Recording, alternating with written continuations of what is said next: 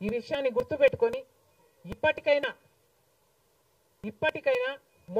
మొండి పట్టైనా సరే special status అన్నది ఆంధ్ర రాష్ట్రానికి అవసరం కాబట్టి ఇప్పటికైనా స్పెషల్ స్టేటస్ మీద చంద్రబాబు గారు సీరియస్ గా వర్క్ చేసి ఇది సాధించుకు రావాలి అని కాంగ్రెస్ పార్టీ ఆంధ్ర రాష్ట్ర ప్రజల తరఫున డిమాండ్ చేయడం జరుగుతుంది. ఒక స్పెషల్ స్టేటస్ కాదు, పోలవరం ప్రాజెక్టు కూడా ఉంది. పోలవరం ప్రాజెక్టుకు చంద్రబాబు గారు 2 రోజుల క్రితం వెళ్ళడం జరిగింది. నిజానికి పోలవరం ప్రాజెక్టు రాజశేఖర రెడ్డి గారి ఆలోచన. 2004లోనే రాజశేఖర రెడ్డి గారు 10,000 కోట్లతో 20 లక్షల ఎకరాలకు నీళ్లు ఇవ్వాలి అని తలపెట్టిన ప్రాజెక్టు పోలవరం ప్రాజెక్టు. రాజశేఖర రెడ్డి గారి హయాంలోనే కుడి ఎడమ కాలువలు పూర్తి చేయడం జరిగింది. ఆ కాంగ్రెస్ హయాంలోనే 4,500 కోట్లు అంటే దాదాపుగా 40% పనులు పూర్తి చేయడం కూడా జరిగింది. కానీ తర్వాత అధికారంలోకి వచ్చిన చంద్రబాబు గారు పోలవరం ప్రాజెక్టు కాస్టును అమాంతంగా 29,000 కోట్లకు పెంచారు. కానీ పనులు మాత్రం పూర్తయినట్టు ఎక్కడా కనిపించలేదు. 2018 కల్లా నేను పూర్తి చేస్తాను అని రాసి పెట్టుకోండి అని చంద్రబాబు గారు ఆ రోజు అసెంబ్లీ సాక్షిగా ఛాలెంజ్ కూడా చేశారు. కానీ పోలవరం ప్రాజెక్టు చంద్రబాబు గారి వాళ్ళ సాధ్యం కాలేదు, పూర్తి చేయలేదు. ఆ తర్వాత అధికారంలోకి వచ్చిన జగన్మోహన్ రెడ్డి గారు పోలవరం ప్రాజెక్టుని మళ్ళీ రివర్స్ టెండరింగ్ అంటూ మొదలుపెట్టి 55,000 కోట్ల రూపాయలకు దాన్ని ప్రాజెక్టు కాస్టును పెంచారు. తీరా చూస్తే ఏ పని జరగలేదు. ఇప్పటికైనా చంద్రబాబు గారు చెప్తున్న మాట ఏమిటి అంటే 75% పనులు మా హయాంలోనే పూర్తయ్యాయి, 25% పనులు మిగులున్నాయి, నేను పూర్తి చేస్తాను అని చెప్పడం జరిగింది మొన్న చంద్రబాబు గారు. చంద్రబాబు గారిని కాంగ్రెస్ పార్టీ ప్రశ్నిస్తుంది. మరి 25% పనులు మాత్రమే మిగులుంటే 4 సంవత్సరాలు పడుతుంది అని మీరు ఎందుకు చెప్పారో చంద్రబాబు గారు సమాధానం చెప్పాలి. పోలవరం ప్రాజెక్టు మీద ప్రజలకు క్లారిటీ లేదు కాబట్టి పోలవరం ప్రాజెక్టు మీద ఒక వైట్ పేపర్ మీరు రిలీజ్ చేయండి. దాంట్లో అసలు పోలవరం పరిస్థితి ఏమిటి, దాని డిజైనింగ్ దగ్గర నుంచి మొదలు పెడితే అసలు దాని ప్రస్తుత పరిస్థితి ఏమిటి, మీరున్న 5 సంవత్సరాల అధికారంలో ఉన్నప్పుడు ఏం చేశారు, తర్వాత జగన్మోహన్ రెడ్డి గారు ఏం చేశారు, ఇప్పుడు ఏమి చేయాలి, ఎగ్జిక్యూషన్ కథ ఏమిటి, అన్నిటి మీద చేస్తుంది. ఇదే కాకుండా రాష్ట్రంలో ఎన్నో సమస్యలు ఉన్నాయి. ఏపీ రీఆర్గనైజేషన్ యాక్ట్ లో మనం తెచ్చుకోవాల్సింది, సాధించుకోవాల్సింది ఎన్నో ఉన్నాయి. అవన్నీ కూడా క్యాపిటల్ సిటీ అయితేనేమి, పోర్ట్లు అయితేనేమి, కడపలో స్టీల్ ఫ్యాక్టరీ అయితేనేమి, వీటన్నిటి మీద చంద్రబాబు గారు పని చేయాల్సి ఉంటుంది. మన రాష్ట్రంలో ఎక్కడా లేని విధంగా 50 లక్షల మంది బిడ్డలు ఉద్యోగాలు లేకుండా ఉన్నారు. ఇవన్నీ దృష్టిలో పెట్టుకొని చంద్రబాబు గారు ప్రజలకు ఒక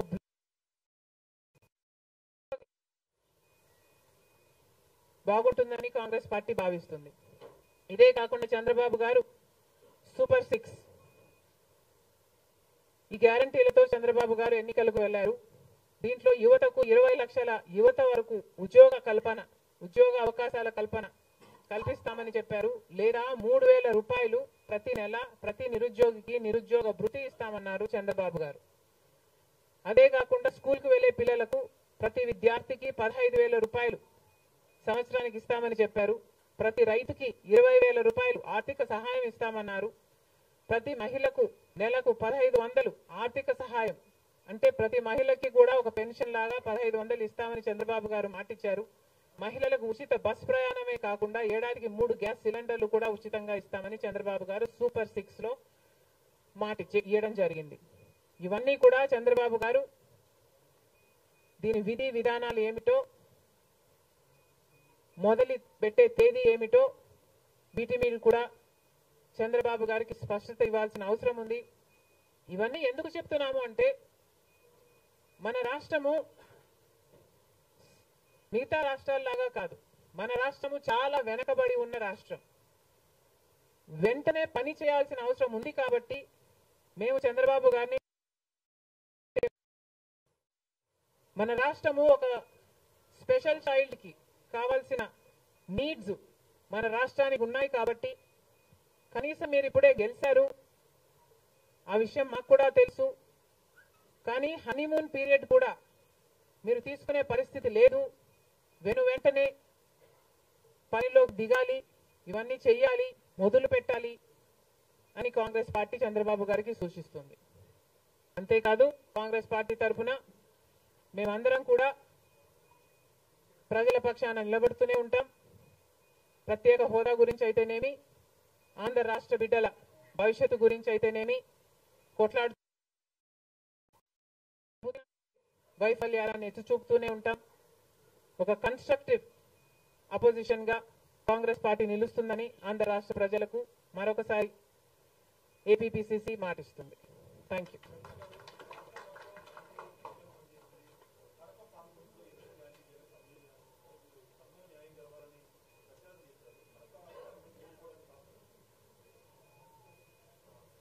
Kadapa situation is a different situation because కడపలో ఎంపీ ఉన్నాడు, ఎమ్మెల్యే ఉన్నాడు, అధికార పక్షం. అక్కడున్న ప్రజలు భయభ్రాంతులు గురై బ్రతుకుతున్న ప్రజలు. ప్రభుత్వానికి వ్యతిరేకంగా అంటే యువజన శ్రామిక రైతు పార్టీకి వ్యతిరేకంగా పనిచేస్తే, ఓటేస్తామని తెలిస్తే మాకు వచ్చే స్కీములు పోతాయి, అవి కాకుండా మా మీద కేసులు పెడతారు, దాడులు చేస్తారు అన్న భయం కూడా ప్రజలలో ఉంది. ఓటుకి 3,500 రూపాయల నుంచి ఇవ్వడం జరిగింది. విచ్చలవిడిగా డబ్బులు ఖర్చు పెట్టారు, డబ్బులు పని చేయకపోతే బెదిరించారు, లేకపోతే కేసులు పెడతామని, స్కీములు తీసేస్తామని, ఇలాంటి ఎన్నో ప్రలోభాలకు కడప ప్రజలు గురయ్యారు. ఇవన్నీ కూడా పనిచేశాయి. నేను కడపలో గెలవకపోవడానికి కారణం టైం అనే నేను అనుకుంటున్నాను. బికాస్ నేను కడపలో తిరిగింది కేవలం 14 రోజులు మాత్రమే. 14 రోజులు క్యాంపెయిన్ చేశాము, మిగతా టైం స్టేట్ వైడ్ క్యాంపెయిన్ చేశాము. మేము 14 రోజులు ఎంత కష్టపడినా కూడా we were not able to cover most of the geographical area. చాలా మటుకు రూరల్ ప్రాంతాలలో కనీసం రాజశేఖర రెడ్డి బిడ్డ పోటీ చేస్తుంది అన్న విషయం కూడా చాలా మందికి తెలియలేదు.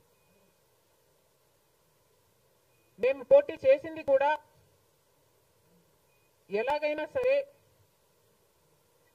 మళ్ళీ హంతకులు, హత్య చేపించిన వాళ్ళు చట్టసభలకు వెళ్ళకూడదు అని ఉద్దేశంతో మాత్రమే పోటీ చేయడం జరిగింది.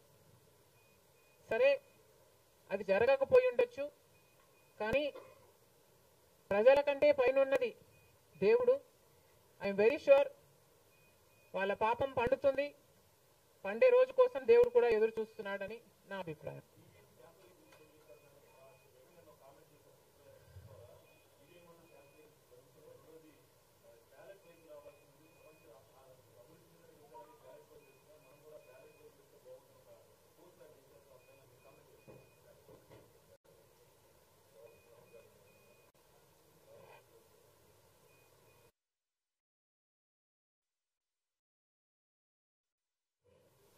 ఐ ఫీల్ మేధావులు కూర్చొని సుప్రీంకోర్టుతో సహా అందరూ కూర్చొని, ఇది అంతా దేశానికి సంబంధించిన విషయం కాబట్టి అందరూ కూర్చొని ఓ నిర్ణయానికి వస్తే దేశ ప్రజలు హర్షిస్తారన్నది నా అభిప్రాయం.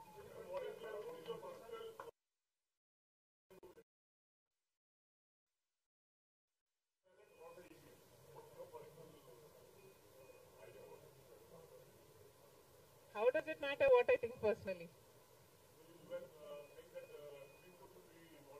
Exactly. The reason I want Supreme Court to be involved is because I don't know the entire positives and the negatives of it.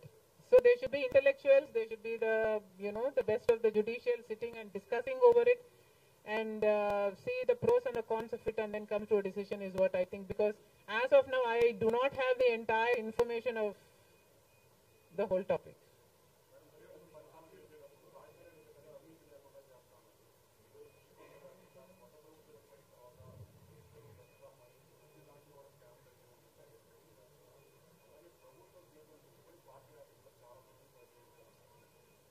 ప్రజలు బుద్ధి చెప్పారు కదమ్మా, ఇంకా నేను మాట్లాడడం ఎందుకు.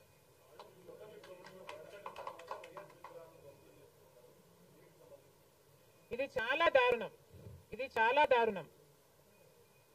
కేవలం ఒక పార్టీ ఓడిపోయింది కాబట్టి రాజశేఖర రెడ్డి గారి విగ్రహాలను ధ్వంసం చేయడం అన్నది చాలా దారుణం. రాజశేఖర రెడ్డి గారు ఒక మహానాయకుడు, ఆంధ్ర రాష్ట్ర ప్రజలకు నమ్మకంగా సేవ చేసిన నాయకుడు. సేవ చేస్తూనే ప్రజల మధ్యలో నేను ఇంకా ఎంతో చేయాలి, సాధించాలి అని రచ్చబండకని బయలుదేరి వెళ్లి చనిపోయిన నాయకుడు రాజశేఖర రెడ్డి గారు. రాజశేఖర రెడ్డి గారు లాంటి మహానాయకుడు చనిపోతే దాదాపు 7,000 మంది ప్రజలు ఆ బాధ తట్టుకోలేక, నిజాన్ని జీర్ణించుకోలేక ఆయన వెనకాలే చనిపోయారు. అంత గొప్ప నాయకుడు రాజశేఖర రెడ్డి గారు. ఒకసారి ఏం చేస్తున్నాము అని ఇలాంటి వాళ్ళు ఆలోచన చేసుకోవాలి. చనిపోయిన వాళ్లకు కూడా రాజకీయాలు ఆపాదించడం ధర్మం కాదు. చనిపోయిన వాళ్లకు కూడా గెలుపు ఓటములు ఆపాదించడం న్యాయం కాదు. మరొక్కసారి చెప్తున్నాం, రాజశేఖర రెడ్డి గారు మీకు చేసింది ఏమీ లేదు. దయచేసి రాజశేఖర రెడ్డి గారి విగ్రహాలను ధ్వంసం చేయడం ఆపండి. మీరు చేశారని వాళ్ళు చేశారని మీరు, ఇలా ఒకరి మీద ఒకరు చేసుకుంటూ పోతే దీనికి అంతే ఉండదు. మళ్ళీ చెప్తున్నాం, మీకు ఇంకొకరికి తేడా ఉండాలి అంటే కొంచెం పేషెన్స్ పాటించాల్సిన అవసరం ఉంది.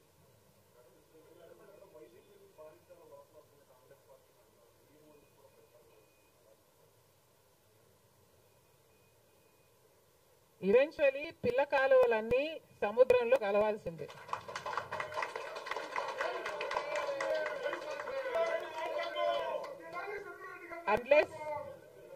అన్లెస్ అవి ఎండిపోతే తప్ప. Yes, definitely.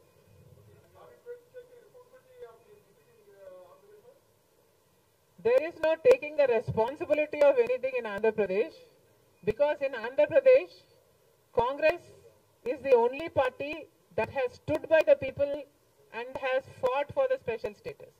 On the one hand, Mr. Chandrababu Naidu, who was Chief Minister for 5 years, neglected special status, and then Mr. Jagan Mohan Reddy became the Chief Minister and continued neglecting the special status. Congress party was the only party fighting for special status and for all the rights of the AP Reorganization Act. The people of Andhra know this, but they also know that their vote should not go to waste. And because they were very decisive, that they wanted change, they voted this time with a vengeance for change.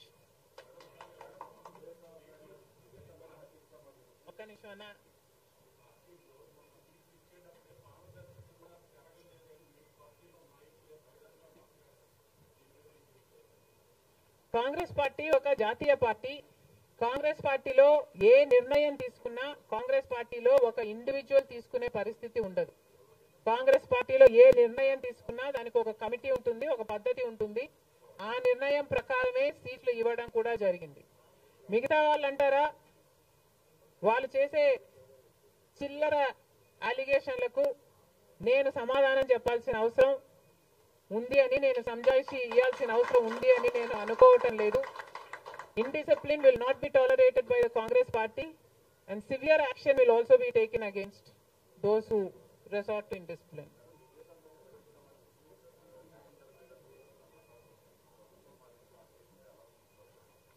న్యాయం జరుగుతుందన్న hope మాలో చాలా పెరిగింది.